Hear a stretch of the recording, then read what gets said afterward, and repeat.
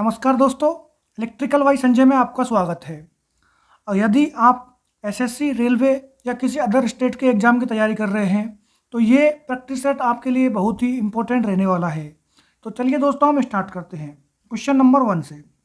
100 KG द्रव्यमान के एक पिंड की गति 5 सेकंड में 5 मीटर सेकंड इनवर्स से 15 सेकंड इनवर्स हो जाती है और उस पर एक समान त्वरण आरोपित है। पिंड पर आरोपित बल की गणना कीजिए। तो इस क्वेश्चन में हमसे क्या पूछा गया दोस्तों, जो पिंड पर जो बल लग रहा है उसकी हमें गणना करनी है। तो दोस्तों, जो आरोपित बल है एफ बराबर हमारा होता है एम ए, द्रव्यमान इंटू त्वरण। तो इसमें दोस्तों हमें जो द्रव्यमान तो हमें दिया गया है कितना, 100 केजी। 100 केजी का हमें एक द्रव्यमान दिया गया है और क्या पूछ रहा है, एक समान त्वरण है। तो ए की वैल्यू हमें नहीं दी गई है दोस्तों। ए क्या होता है दोस्तों, u minus B upon T, मतलब u हमारा हो जाएगा अंतिम वेग, b हो जाएगा हमारा प्रारंभिक वेग अपॉन टी समय। तो दोस्तों जो हमें इसमें देखिए, जो 5 मीटर पर सेकंड इनवर्स दिया गया है ये पिंड का हमारा वो है प्रारंभिक वेग, और जो 15 मीटर सेकंड इनवर्स जो दिया गया है हमारा, ये क्या हो जाएगा दोस्तों, ये हमारा अंतिम वेग हो जाएगा। और उसका जो उसने कितना समय लिया, इसमें 5 सेकंड का लिया, वो भी हमें क्वेश्चन में दिया गया है।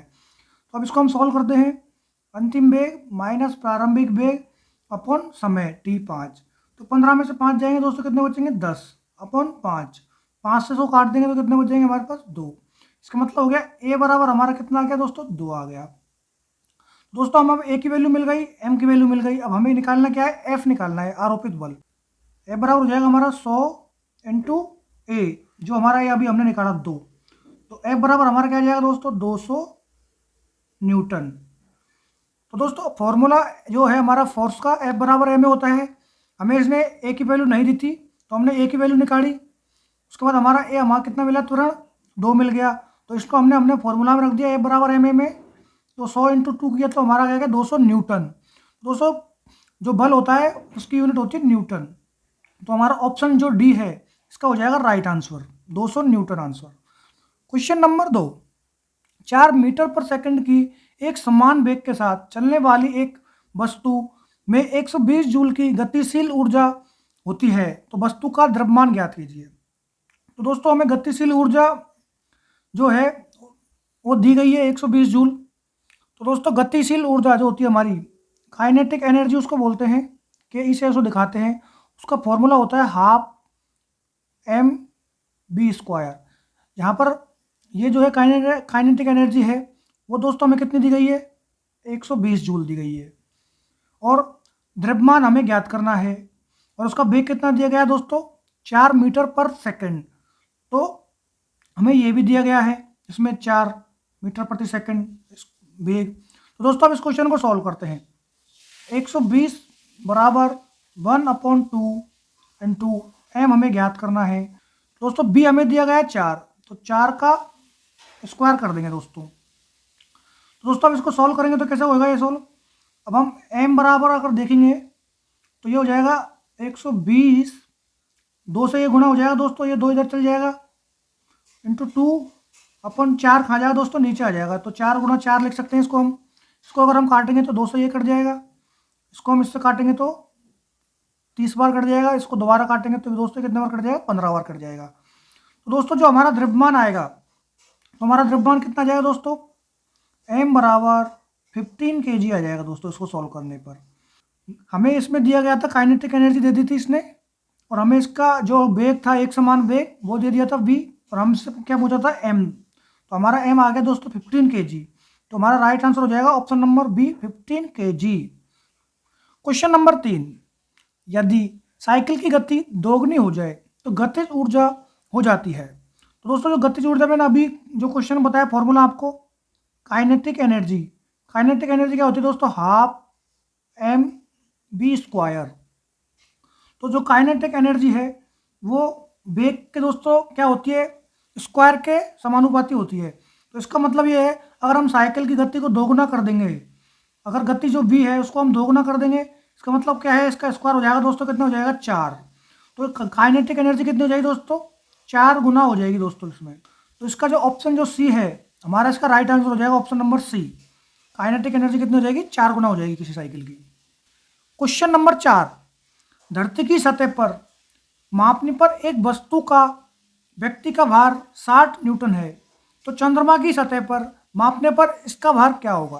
तो दोस्तों कोई व्यक्ति है जिसका भार हमने एक बार हमने धरती पर नापा तो उसका 60 न्यूटन आया दोस्तों। अब क्वेश्चन क्या बोल रहा है कि अगर इसी व्यक्ति के भार को अगर हम चंद्रमा की सतह पर मापते हैं तो कितना आएगा। तो दोस्तों मैं आपको बता देता हूँ, चंद्रमा की सतह पर जो गुरुत्वीय त्वरण होता है वो पृथ्वी की सापेक्ष में कितना होता है, G/6। जी डैश जो है चंद्रमा का गुरुत्वीय त्वरण है, जी का वैल्यू। तो दोस्तों जो हमारी पृथ्वी के सापेक्ष में ये कितना होता है, G/6 होता है। तो इसका मतलब हम क्या करेंगे दोस्तों, इसको 60/6 से डिवाइड कर देंगे तो उतना उसका जो भार है चंद्रमा पर मिलेगा दोस्तों। तो इसका मतलब यहाँ पर इसका मान क्या हो जाएगा दोस्तों, 10 न्यूटन। चंद्रमा पे इसका 6 से डिवाइड कर देंगे हम दोस्तों, तो हमें मिल जाएगा इसका ऑप्शन ए 10 न्यूटन इसका राइट आंसर हो जाएगा दोस्तों। क्वेश्चन नंबर 5, 37 डिग्री सेंटीग्रेड तापमान लगभग के बराबर होता है। दोस्तों ये बहुत ही इंपॉर्टेंट क्वेश्चन है, कई बार एग्जाम से पूछा गया है। जैसे सेंटीग्रेड दे देगा और हमें फ़ारेनहाइट में इसको कन्वर्ट करना है, और कई बार क्या होता है फ़ारेनहाइट में दे देगा तो हमें इसको सेंटीग्रेड में कन्वर्ट करने के लिए दे देता है। और ये वाला जो क्वेश्चन है 37 डिग्री सेंटीग्रेड का, ये बहुत ही कॉमन क्वेश्चन है। लगातार 4 से 5 एग्जाम हो तो मैंने भी इसको आते हुए देखा है रेलवे की और एसएससी के एग्जाम्स में। दोस्तों देखिए इसको कैसे सॉल्व करते हैं। दोस्तों इसके लिए एक सीधा सा फॉर्मूला है, C/5 इक्वल्स टू F-32/9। बस ये फॉर्मूला आपको याद रखना है। अब आप सेंटीग्रेड से फ़ारेनहाइट में चेंज करना हो, चाहे फ़ारेनहाइट से सेंटीग्रेड में चेंज करना हो, बहुत ही सिंपल हो जाएगा दोस्तों आपके लिए। तो दोस्तों हमें सेंटीग्रेड तो हमें दिया गया है कितना, 37/5। इक्वल्स में हमें फ़ारेनहाइट में ज्ञात करना है -32/9। तो दोस्तों इसको हम सॉल्व करेंगे तो F बराबर हो जाएगा 37/5 इंटू 9 + 32। और अब इसको दोस्तों सॉल्व करेंगे फाइनली हम, तो हमारा आंसर आ जाएगा F बराबर 98.6 फ़ारेनहाइट। तो दोस्तों हमारा फाइनल आंसर क्या है, 98.6 फ़ारेनहाइट, जो कि हमारा ऑप्शन जो डी है उसका ये राइट आंसर हो जाएगा। तो दोस्तों ये बहुत ही इंपॉर्टेंट टाइप का क्वेश्चन है जिसको आप आसानी से सॉल्व कर सकते हैं इस फॉर्मूले के द्वारा। क्वेश्चन नंबर 6, इनमें से कौन विद्युत का काफ़ी अच्छा चालक है, माइका, बेकेलाइट, ग्रेफाइट, शुष्क वायु। तो दोस्तों माइका जो है एक इंसुलेशन होता है, बेकेलाइट भी एक इंसुलेशन होता है, और जो ड्राई एयर होती है वो भी एक इंसुलेशन की तरह ही काम करती है विद्युत के लिए। दोस्तों ग्रेफाइट जो है एक धातु होती है जिसमें एक विशिष्ट गुण पाया जाता है, उसके कारण से ये विद्युत का एक अच्छा चालक होता है। तो हमारा ऑप्शन सी जो है इसका राइट आंसर हो जाएगा दोस्तों। क्वेश्चन नंबर 7, लंगर डालकर रोकी हुई एक नाव लहरों से घिरी हुई है जिसका तरंग दैर्घ्य 125 मीटर है। चलती तरंगों के चढ़ाव की गति 25 मीटर सेकंड इनवर्स है। नाव के हिलने की आवृत्ति क्या है। एक तरंग जो होती है उसकी आवृत्ति जो है उसको हम एन से दिखाते हैं, और आवृत्ति का फॉर्मूला क्या होता है दोस्तों, तरंग वेग अपॉन तरंग दैर्घ्य, ये इसका फॉर्मूला होता है दोस्तों। ये हमारी आवृत्ति है, ये तरंग की गति है, और ये हमारी तरंग दैर्घ्य है। तो दोस्तों इसमें हमें 25 जो है तरंग की गति दी गई है, और 125 हमें क्या दिया गया है, तरंग दैर्घ्य, तरंग की लंबाई। तो 25 से इसको डिवाइड करेंगे तो कितनी बार कट जाएगा, 5 बार कट जाएगा। तो क्या बचेगा हमारे पास 1/5। इसको अगर आगे सॉल्व करेंगे तो हमें कितना मिल जाएगा, 0.20। तो हमारी एन जो है आवृत्ति कितनी आ गई दोस्तों, 0.20 हर्ट्ज। हर्ट्ज जो है दोस्तों आवृत्ति की यूनिट होती है। तो हमारा ऑप्शन ए जो है इसका राइट आंसर हो जाएगा दोस्तों। तो दोस्तों ये फॉर्मूला जो है बहुत ही इंपॉर्टेंट है, इसको आप याद कर लें। तरंग की आवृत्ति जिसे हम एन से दिखाते हैं, ये हमारा तरंग वेग होता है v अपॉन तरंग दैर्घ्य। ये क्वेश्चन दोस्तों बहुत बार एग्जाम्स में पूछा गया है, तो इसका हम जरूर से जरूर ध्यान रखें, बहुत ही इंपॉर्टेंट क्वेश्चन दोस्तों। क्वेश्चन नंबर 8, एक उत्तल लेंस की फोकस दूरी 2.5 मीटर है, इसकी क्षमता ज्ञात कीजिए। तो दोस्तों जो लेंस की क्षमता रहती है उसको हम पीछे दिखाते हैं, वो होती है 1/f। एफ क्या होता है दोस्तों, यहाँ फोकस दूरी होती है। लेंस की क्षमता बराबर क्या होता है, 1/, फोकस दूरी। तो दोस्तों 1/2.5 हम ऐसे रखेंगे, पॉइंट को उड़ा देंगे तो कितना हो जाएगा दोस्तों, 10 आ जाएगा। इसको हम अगर सॉल्व करेंगे तो दोस्तों क्या आएगा हमारा, P बराबर 0.4 डायोप्टर। डी से दिखाए थे तो दोस्तों डायोप्टर लेंस की क्षमता की यूनिट होती है डायोप्टर। तो हमारा ऑप्शन बी जो है इसका राइट आंसर हो जाएगा 0.4 डी। डी मतलब डायोप्टर। डायरेक्ट क्वेश्चन भी दोस्तों कई बार पूछा गया लेंस की क्षमता का एसआई यूनिट क्या है, तो उसकी एसआई यूनिट होती है डायोप्टर। क्वेश्चन नंबर 9, एक इलेक्ट्रिक हीटर द्वारा एक स्रोत से 4 एम्पियर की विद्युत धारा प्राप्त करने के लिए उसके सिरों के मध्य विभवांतर 60 वोल्ट होता है। यदि विभवांतर बढ़कर 127.5 वोल्ट हो जाता है तब हीटर के द्वारा प्राप्त विद्युत धारा कितनी होगी। दोस्तों ये क्या बोल रहा है, एक 4 एम्पियर का है, मतलब 4 एम्पियर मतलब होता है आई बराबर 4 एम्पियर। एक कोई वो है हमारा हीटर जो कि विद्युत धारा प्राप्त करता है 4 एम्पियर, और उसके मध्य जब वोल्टेज क्या रहता है दोस्तों, उस टाइम पे 60 वोल्ट रहता है। ठीक है, और बाद में ये क्या बोल रहा है, यदि विभवांतर को बढ़ाकर 60 से कितना कर दें दोस्तों 127.5 अगर हम कर दें तब हीटर के द्वारा विद्युत धारा क्या होगी, हमें विद्युत धारा ज्ञात करनी है उसके बाद। तो दोस्तों एक कंडीशन हमें ये दी गई है जिसमें हमें 60 वोल्ट और 4 एम्पियर करंट दी गई है, और उसके बाद उसने क्या बोला है, इस वोल्टेज को बढ़ाकर कितना कर दिया 127.5 कर दिया है, तब हमें करंट की वैल्यू ज्ञात करनी है। तो दोस्तों कैसे करेंगे इस क्वेश्चन को देखिए। ओम के नियम के अनुसार हमारा फॉर्मूला क्या होता है, बी बराबर आई आर होता है दोस्तों। तो दोस्तों जो हीटर है उसका प्रतिरोध है, वोल्टेज बढ़ाने से घटाने से उसका प्रतिरोध चेंज होने वाला नहीं है। तो दोस्तों हमें वोल्टेज दिया गया है फर्स्ट कंडीशन में, ये हमारी फर्स्ट कंडीशन है, ये हमारी सेकंड कंडीशन है। तो हमें यहाँ वोल्टेज और करंट की वैल्यू दी गई है, इसका मतलब हम रजिस्टेंस आराम से यहाँ पर निकाल सकते हैं। तो अगर हम रजिस्टेंस की गणना यहाँ पर करेंगे तो आर बराबर क्या हो जाएगा दोस्तों, बी अपॉन आई हो जाएगा। तो बी हमें कितना दिया गया है दोस्तों 60, और करंट हमें दी गई है 4, तो इसको हम काटेंगे तो कितने हो जाएगा दोस्तों 15 ओम। तो दोस्तों अब हमारे पास रजिस्टेंस की वैल्यू आ गई है 15 ओम। तो दोस्तों अब दूसरी कंडीशन में अगर हम ओम का नियम लगाते हैं बी बराबर आई आर, तो हमें यहाँ पर वोल्टेज जो दिया गया है, नया वोल्टेज कितना दिया गया है 127.5, और हमें करंट हमें ज्ञात करनी है, और रजिस्टेंस अभी हमने निकाला है 15 इंटू 15 ओम। रजिस्टेंस दोस्तों कभी भी चेंज नहीं होगा किसी हीटर का, चाहे वोल्टेज करंट कम ज़्यादा होती रहेंगी, तो एक बार जो एलिमेंट बन गया उसका प्रतिरोध सेम रहने वाला है। तो दोस्तों जो करंट की वैल्यू जो हमारी आएगी वो कितनी आ जाएगी दोस्तों, सॉल्व करने पर 8.5 एम्पियर यहाँ पर जो है करंट की वैल्यू आ जाएगी।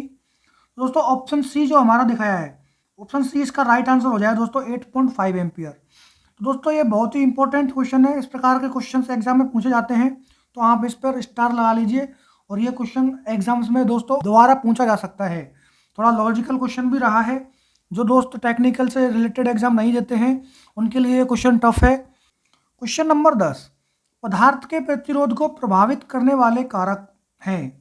ऑप्शन ए में दिया गया तापमान, पदार्थ की प्रकृति, सुचालक की लंबाई, अनुप्रस्थ परिच्छेद का क्षेत्रफल। तो दोस्तों जो प्रतिरोध होता है हमारा आर, जिसे हम रेजिस्टेंस जिसे बोलते हैं हमें प्रतिरोध, जो दोस्तों प्रतिरोध होता है आर, उससे कौन कौन से जो कारक हैं जो प्रभावित करते हैं दोस्तों।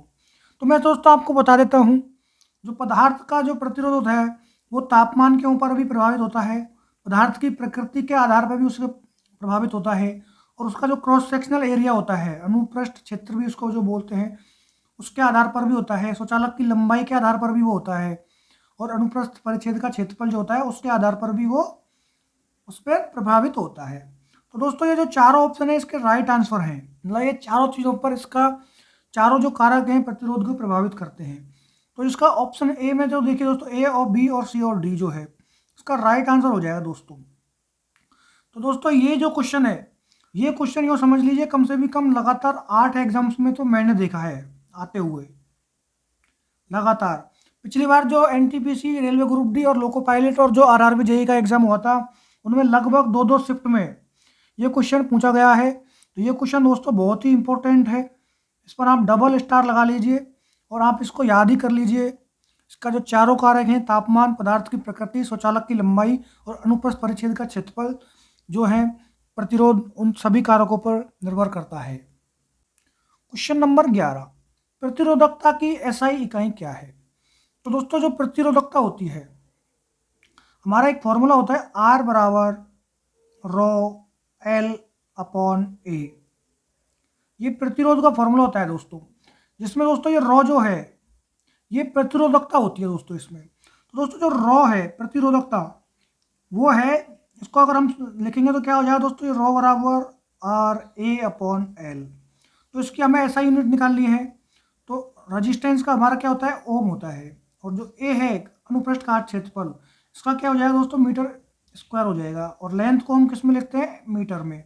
तो मीटर से 1 मीटर कट जाएगा दोस्तों, तो रॉ बराबर क्या बचेगा दोस्तों, ओम मीटर बचेगा।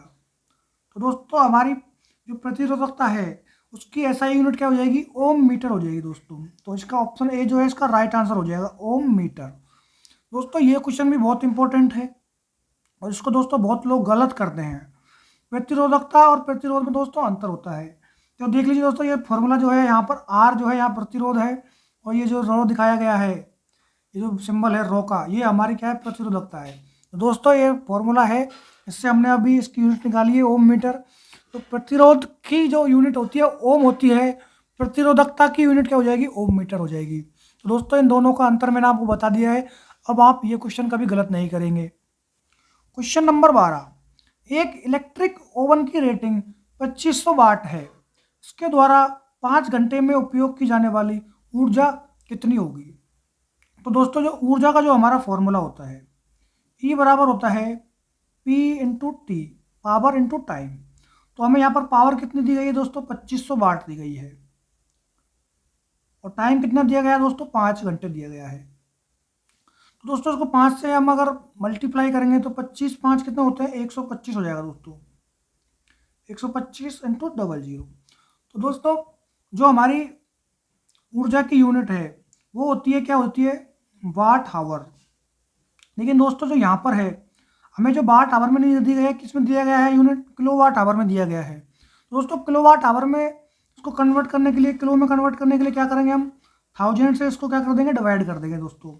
तो 2 जीरो से 2 जीरो जाएगी, और 10 से इसको अगर हम डिवाइड करेंगे तो यहाँ पर क्या जाएगा, पॉइंट आ जाएगा दोस्तों। तो ई बराबर हमारा क्या जाएगा दोस्तों, 12.5 किलो वाट आवर।